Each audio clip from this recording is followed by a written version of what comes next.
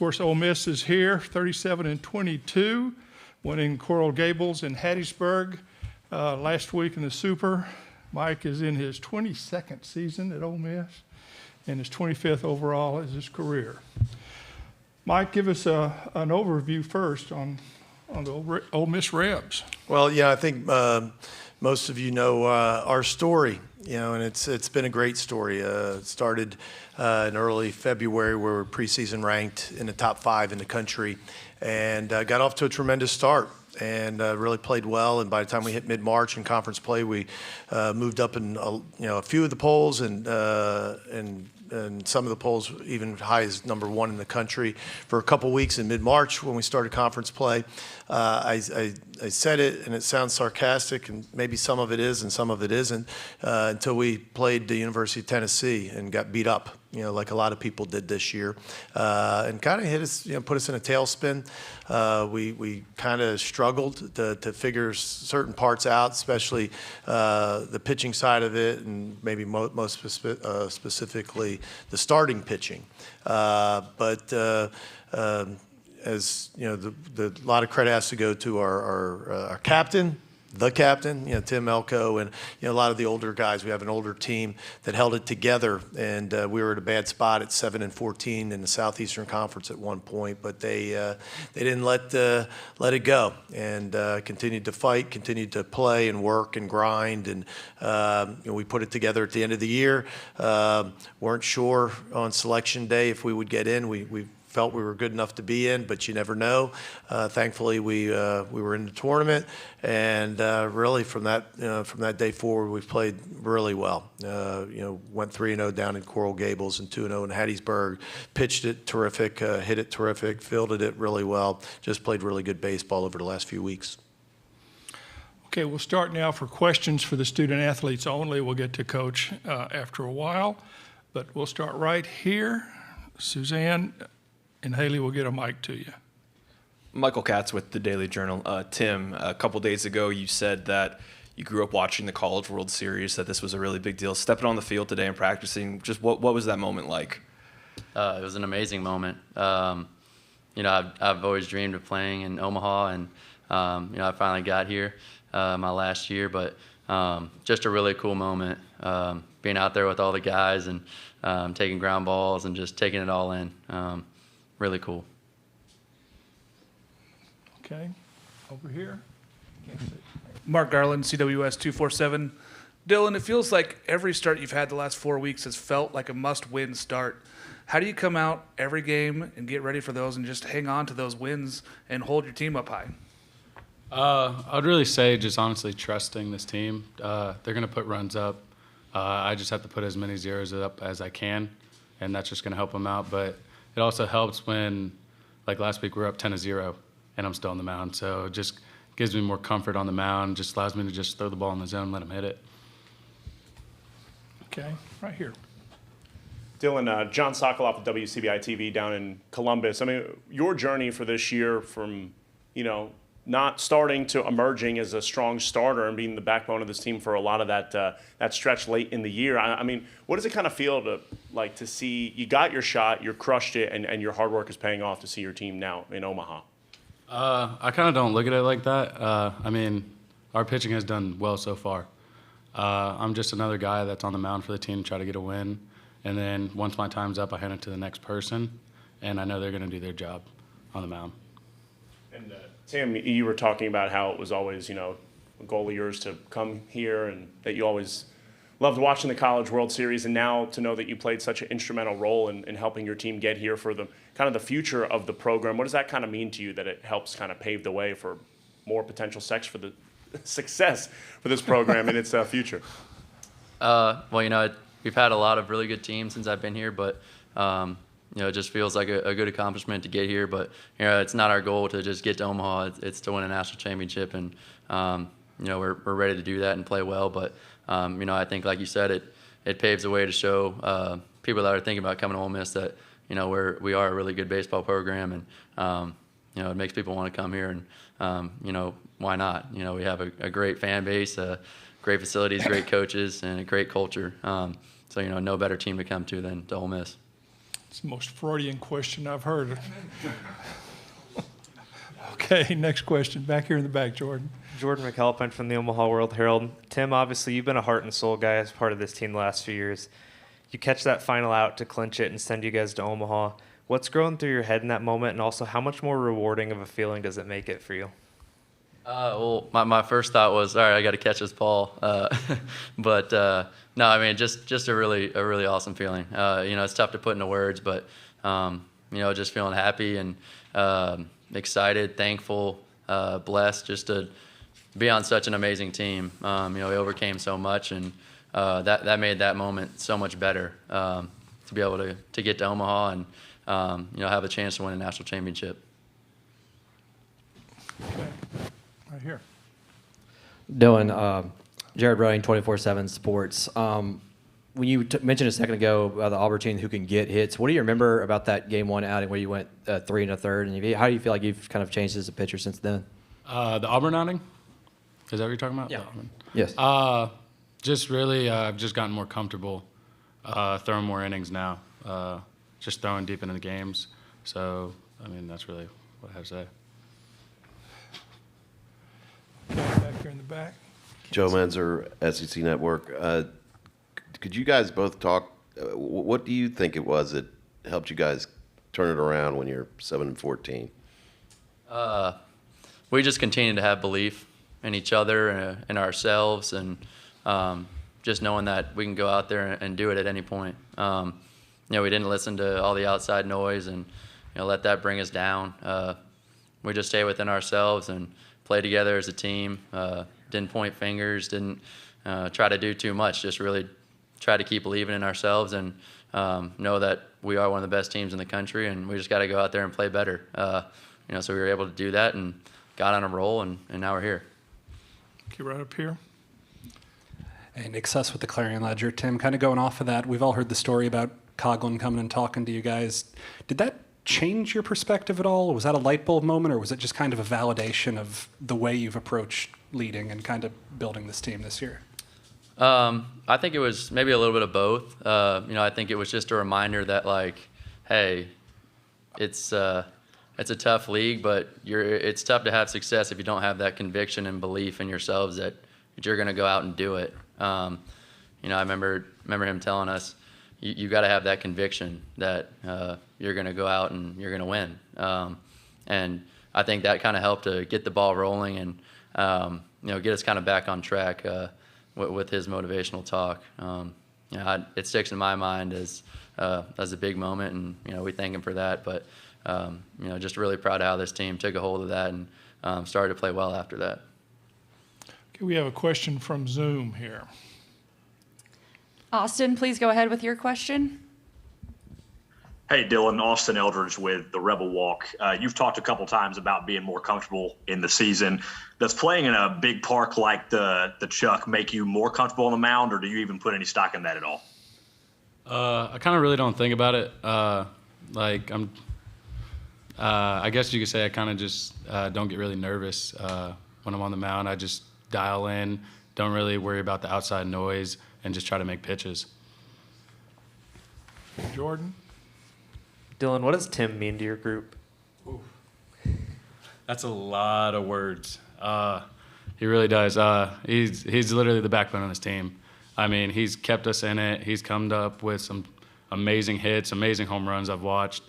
I mean, just all around, he's been the guy that's just lifted this team and brought it to the next level. Okay, do you have any more questions for the student athletes? Well, guys, thank you. Good luck tomorrow. We'll let you two go, and then we'll have questions for Mike. Thank you. Thank you.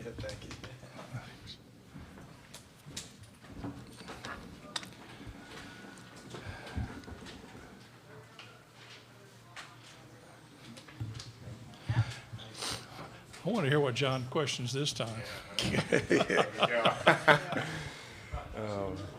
Yeah, that's right. Yeah, go ahead. Well, Mike, John Sokoloff with WCBI in Columbus. I saw your post, obviously, about your daughter and that she was going to come to the College World Series this time around in 2014. She wasn't able to. I heard you talk about it the other day, but, I mean, how awesome is that for you that she's going to be here, and are the rest of your kids going to be here as well?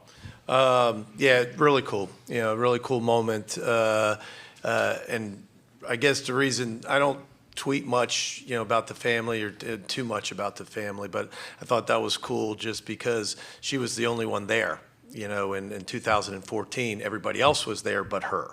And the reason they weren't there is, as you know, I have a son that plays for Louisville, and most of them, made the trek to College Station, so they were, on their way back, from a super regional, and a couple of them were working on that day. And so, and then the latter part of your question, they will all get here at some point. Three of them, three of the five kids, obviously Cammie's here, Catherine's here, Sam and Ben are here. Drew will get in Friday night, and Michael is working, coaching over in Atlanta right now, and will make it early next week. Okay. You have somebody? Haley? Okay. Coach Travis Brown with the Bryan College Station Eagle. If I'm not mistaken, I think y'all were one of the three finalists to try to get Jack Moss this past season. What was it about his game and him that intrigued y'all? Ooh. So Jack Moss question at the Ole Miss press conference. He's terrific. I mean, you can see, and I don't think you ever really know. And obviously, Jim, did a terrific job in the portal, once he got the job, because he wasn't the only one that played so well. Jack had a great series against us, and certainly, saw from afar, what a great finish, and certainly one of the reasons they're in Omaha, because of the way he played. But I think when you look at the size and you look at the bat control and you look at what type of hitter, you hope that he'll get to your program and do that. And obviously, it's done that for A&M. Okay, Jordan. Jordan McAlpine with the Omaha World Herald. Coach, same question I asked Dylan there. What does Tim Elko mean to your guys' group? Wow, and it is. I think it's a tough question just because I think he affects the team on a lot of different levels. One, you just look at the production, a guy that's hit in the middle lineup for the past 3+ years, and just set the Ole Miss season home run record at 22, leads the team in RBIs. Great defender at first base. He's a big body guy, but he moves around terrific. He could play the outfield, could play third base. Just happens to be first base this year, especially coming off the knee surgery. But then off the field, what a tremendous leader, what a tremendous representative of our institution.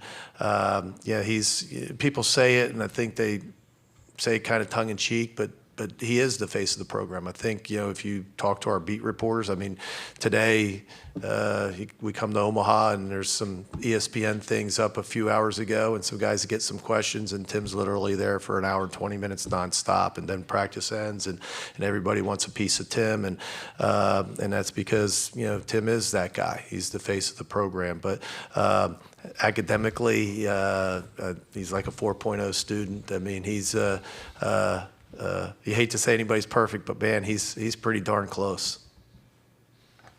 Okay, right here. Jake Thompson with the Ole Miss Spirit. Mike, we've asked the players, this is all their first time getting here, but for you, what was that moment like, taking it all in yesterday, walking through the tunnel out to the field, just getting back here? What is that like for you? Neat, I guess that's not a great word, I guess, but it was neat. I think it's different, I think when we got here the first time and, challenged the kids a little bit that, we want to come here and succeed. At 14, we won a couple games. We were 2-2 and ended up coming in third. You want to come here and have success. And, it wasn't anything dramatic for me because I've seen it. 2014 had been such a long time, since being an assistant coach, and I had never been to, at that point, TD Ameritrade, right? I'd never seen it, necessarily in person. So, that was probably a little different walking into the stadium here. I think I've appreciated, and even back to the Super Regional, just watching the kids, watching guys, and not just Tim. Tim gets a lot of the pub, but other guys like Bench and Graham and Chofie and guys, that have been on this team, and they've won a ton of games, but they haven't played in the stadium. And so to watch them, walk in it and take pictures, and that's been really cool. Clement made a comment to Tim right after the dog pile, like, can you believe you almost signed? You didn't, you might have not did this, like something to that effect. And it's just really neat, I think, as a coach, to watch, the players, the student athletes achieve these types of things, individually and as a team. And as I started, you've heard the story. This has been a really cool story, up to this point, and to watch them get through all of that, from the very high, the beginning of the season, to about as low as you can get, and to get back here, it's been neat. So to me, the neat is not personal. It's just to watch them and take pictures and appreciate it, and the genuine, happiness and fulfillment, at least to this point. Okay, right here, Parrish. Parrish, Alford Daily Journal. Mike, some of the Auburn players were talking about, the older ones talking about their experience here from 2019. Is that significant that their players have some experience in this stadium, in this setting?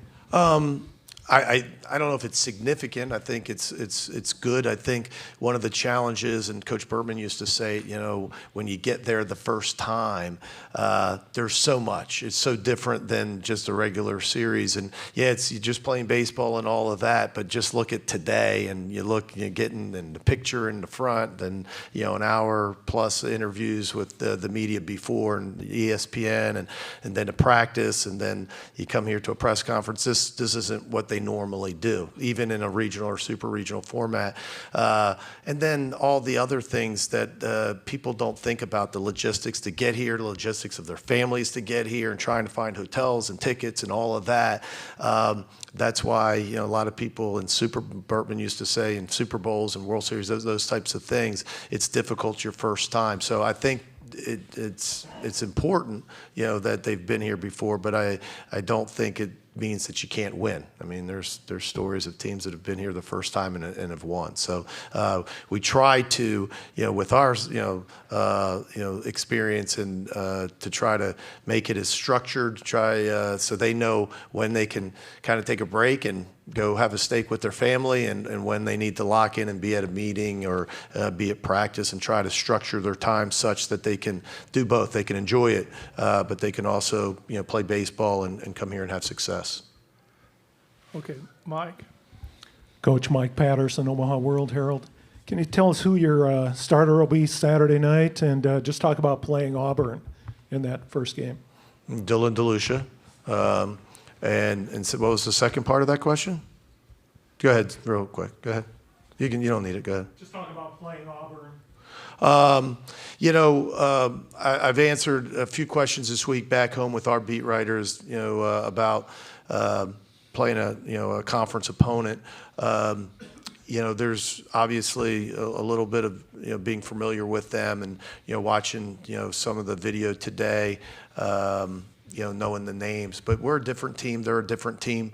They had I think a really great year, and about as underrated as a year of any team in our league. I think I'm correct in this, that they won the most games in our league of the teams that played Tennessee, and they won 16 conference games. In obviously a very, very competitive, conference. And so utmost respect for their team. Butch does a tremendous job there, and with Tim Hudson, coach, a Hall of Fame guy, coaching the pitchers, and Gabe Gross, does a tremendous job with the offense. It'll be a big challenge for us, on Saturday. Okay, here in the back, I can't see. Jack McGonigal, Mav Radio. So 3 of the 4 teams on your side of the bracket are from the SEC, let alone the SEC West. Is there a different mindset to having two other familiar teams compared to teams that may out of your league, maybe a different plan of attack that they're teams are used to, or not so much? That's what we've been working on all week. You're just really trying to change it up. We've been bunting a lot in practice, and stealing a lot, and looking to, no, teasing. You get to this point, and you are who you are. The question about playing the conference opponents, you're familiar with them. I think there's an ease of trying to look at scouting reports, because not only are you watching video, but you've played it and you've seen a lot of that live. there's probably a little bit of comfort, being comfortable with that. But at the end of the day, like I said, we played Auburn maybe 10 weeks ago, and they're different, and we're different. And we've kind of been to hell and back, and so we obviously are different. But same with Arkansas. They're a team that they were playing really good baseball when we played them up in Fayetteville, and they didn't finish the season particularly strong, but then played great in postseason. And man, they played in two tough venues, to get here in Oklahoma State and North Carolina. So. We're all a little bit different, but and so it's going to come down to, like it always does and should, is who plays the best. I think there's too much made up of, and that's why I was teasing. And I didn't mean to tease you or hurt your feelings, but it's too much of, the scouting reports and all of that. It comes down to, which guys pitch better, which guys get the timely hit. That's usually who wins. Okay, Jared. Mike, we were talking with Peyton Chatagnier right before y'all left to go to Omaha, and it's talking about when preparing, for a big stage such as this. He talked about visualizing himself having success, making the big at bat, getting the ground ball to get the final out. Is that something that you really challenge your players to do? And if so, what all kind of goes into that? Visualization. Mm-hmm. Yes. We're I think believers in the mental game. We have a system. We have a peak performance coach, that we contract out and do a program with him in the fall. A guy by the name of Brian Kane. He's been, we've used his stuff, since 2009, and just a big believer in it. And part of it is visualization. Part of it is, seeing yourself, succeed. Referred to Coach Burtman, and he's always said it. It happens twice: once in your mind, and then in real life. And in our game, where confidence and belief is so important to not only your individual success, hitting, pitching, fielding, those types of things, where you really don't have a chance if you don't think you can do those skills. But then also from a team side, from the believing that Dylan's going to get him out or Tim's going to get a hit. Those things are transferable. That belief, people feel that. And people feel those, you didn't know it maybe at times, but you can feel the confidence in that other dugout. And so I think it helps that mental side not only helps, from an individual standpoint, as Peyton's saying, but also from a team standpoint as well. Okay, we have a Zoom question. All right, let's go back to Austin. Austin, go ahead. Hey, Mike, Austin Eldridge with the Rebel Walk again. Auburn starting Joseph Gonzalez against you guys on Saturday. I know you didn't face him back in the regular season. Have you guys had a chance to look at him yet? Is that something you are going to do a little bit later in the weekend? I've seen him. I have seen him throughout the season. We're fortunate maybe that he was injured when we played him. We didn't get to face him, but I've seen him. As the head coach for the USA national team, watched him, all year, and as a guy that was high on our list, and a guy that'll be with us this summer. So I know how good he is, and watched probably not every start, but a little bit probably of every start, maybe since he's gotten healthy, there in the end of March. Okay, back over here. I can't see. Is this on? Noah Darling, CWS 247. Mike, you talked about Tim Elko, Jacob Gonzalez, Dylan DeLucia. Who are some of the unsung heroes in your locker room? Wow. I think when you look at you always have those stars and the marquee guys, the Jacob Gonzalez's and Tim Elko's. You can't get here without them. But there's guys that, I don't know, maybe sometimes I think they're stars, but maybe some other people may consider them glue guys. Guys like Justin Bench, that bats at the top of the lineup, doesn't get a lot of fanfare, but man, he gets a ton of hits. Maybe the best defender on our field at just about any position. Great base runner, great leader, great attitude. Another one of those. He's Tim Elko's roommate, so one of them's rubbing off on the other.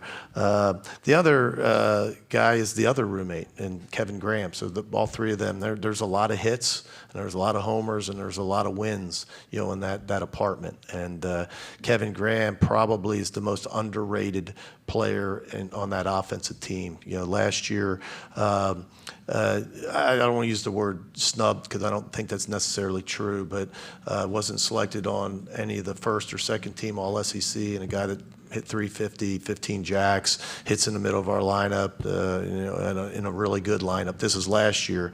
And this year, he got injured fourth week of the season and missed about a month, maybe 4.5 weeks. But as soon as he came back, we injected him into the lineup, probably unfairly, because with the fractured wrist, he wasn't able to hit for that month. So the guy doesn't hit for a month, and you just throw him in the lineup, bat fourth in the SEC. And he did okay, but you could tell he wasn't where he normally is, from timing wise, from strength wise, just rhythm. But once we got about maybe 3 weeks into it, maybe the end of April, he started swinging it like Kevin can, and he can be a difference maker in a lineup. So probably throughout the lineup, those two guys. Another guy nobody talks about again is Kemp Alderman. A tremendous, sophomore year he's had. Played very limited, as a true freshman, and has had a terrific year batting in the 5-hole basically the whole year for us. Okay, right here. Jacob Timmy, Mav Radio. Coach, you had talked about being to hell and back, basically, and just given that you were the last of the at-large teams to be selected in the NCAA tournament, what's kind of the morale of the team altogether now that you are here at the College World Series and you're one step closer to a national championship? I think we're like everybody. When you talk about morale once you get here, that was weeks ago. It seems like a long time ago. When we were sitting in our dugout club on that Memorial Day morning, hoping to hear our names. When our names were called, I've been there for 21 of those, and 18 times, our name were called. I don't remember of those 18 times ever seeing that type of emotion from our team. Obviously there's been years where, we've been a national seed or a host site and we knew we were getting in. But even the times where maybe it was close or, weren't quite sure, these guys were super excited to hear their names called on Monday. But the morale now, 3 weeks later, that seems like a long time ago. We've played a lot of baseball since that point, and I know they're excited to be here this week, like everybody is. Okay, any more questions? This will be our last question, Mike. Mike Patterson, Omaha World Herald. Coach, how surprised were you that Tennessee is not here, and did Notre Dame do everyone a big favor by keeping the Vols home? I will say this. I've listened to a lot of people make comments. They had one of the greatest years in college baseball. People will try to shy away from that because they're not here. But to that point, I've done this for a long time. I don't know how many teams that I can think of that were that dominant for that many weeks. And really a team that didn't have a flaw. The people try to pick flaws. Well, maybe you can steal a few bases, or when you start saying that's their flaw, they're pretty good. Tremendous rotation, great bullpen. They can really swing it. They can defend it.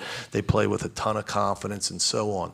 I say that because I played them, myself, and I've watched them dominate our conference.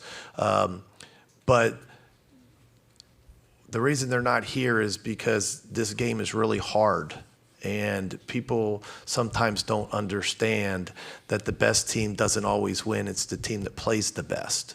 And in baseball, sometimes you can have a tough weekend, or you can have a tough game in a game 3 and not get here. We know that very well. And so am I surprised in a way that, maybe the best team in the country didn't get here, but not surprised that it happened. It happened a year ago to the University of Arkansas, where they had a tremendous year and had a tough weekend, at the wrong time. And so it happens, so you can think it's something else, but it's really baseball. It's really that, sometimes, they get the big hit or they make the big pitch and you end up on the wrong side of the scoreboard. But they were, certainly not just, the best team through the, whatever that is, 16 weeks, but as good a team as I've seen maybe ever. Mike, thank you.